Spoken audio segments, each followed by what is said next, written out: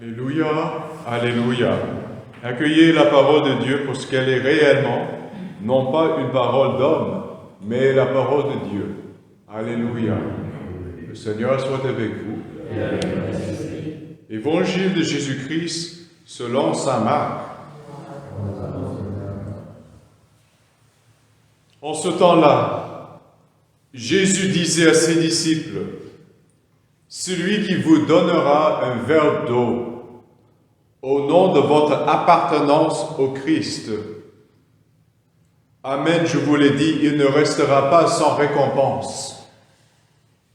Celui qui est un scandale, une occasion de chute pour un seul de ces petits qui croient en moi, mieux vaudrait pour lui qu'on lui attache au cou une de ces meules qui tournent les ânes et qu'on les jette à la mer.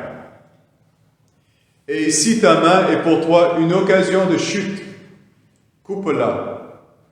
Mieux vaut pour toi entrer manchot dans la vie éternelle que de t'en aller dans la géhenne avec tes deux mains, là où le feu ne s'éteint pas. Si ton pied est pour toi une occasion de chute, coupe-le. Mieux vaut pour toi entrer estropié dans la vie éternelle que de t'en aller dans la géhenne avec tes deux pieds. Si ton œil est pour toi une occasion de chute, coupe-le, arrache-le. Mieux vaut pour toi entrer borgne dans le royaume de Dieu que de t'en aller dans la géhenne avec tes deux yeux, là où le ver ne meurt pas et où le feu ne s'éteint pas. Chacun sera salé au feu. C'est une bonne chose que le sel, mais s'il cesse d'être du sel, avec quoi allez-vous lui rendre de la saveur? Ayez du sel en vous-même et vivez en paix entre vous. Acclamons la parole de Dieu.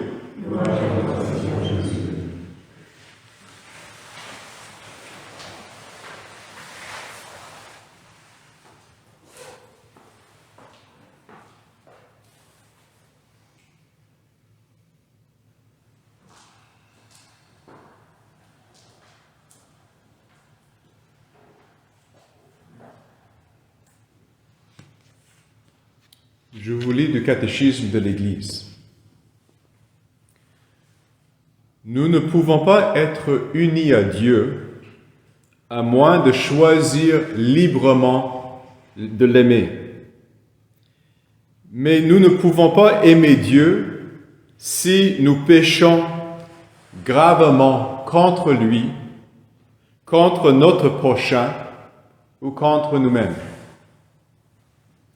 Celui qui n'aime pas demeure dans la mort. Quiconque hait son frère est un homicide. Or, vous savez qu'aucun homicide n'a la vie éternelle demeurant en lui. Ça, c'est le premier épître de Saint Jean.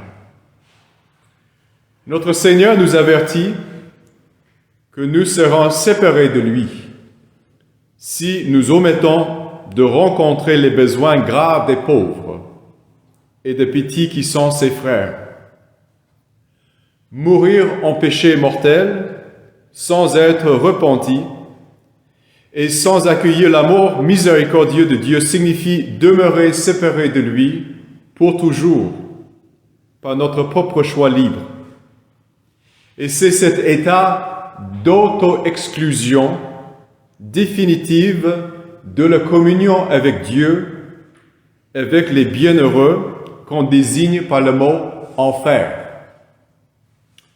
L'enseignement de l'Église affirme l'existence de l'enfer et de son éternité.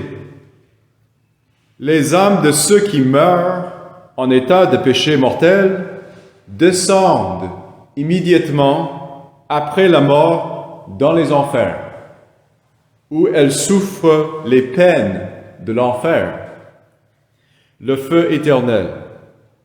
La peine principale de l'enfer consiste en la séparation éternelle d'avec Dieu, en qui seul l'homme peut avoir la vie, et le bonheur pour lesquels il a été créé et auquel il aspire.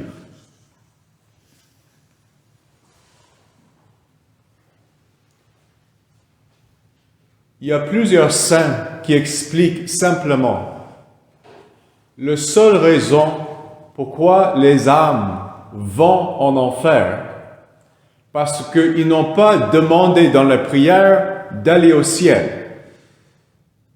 C'est si simple, vous voyez?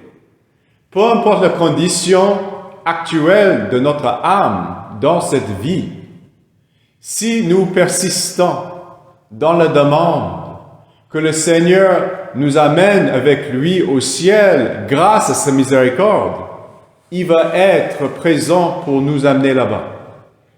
Mais si nous négligeons de lui demander sa miséricorde qui transforme notre cœur, qui convertit notre façon, si nous négligeons cela, nous y allons ailleurs. Vous voyez?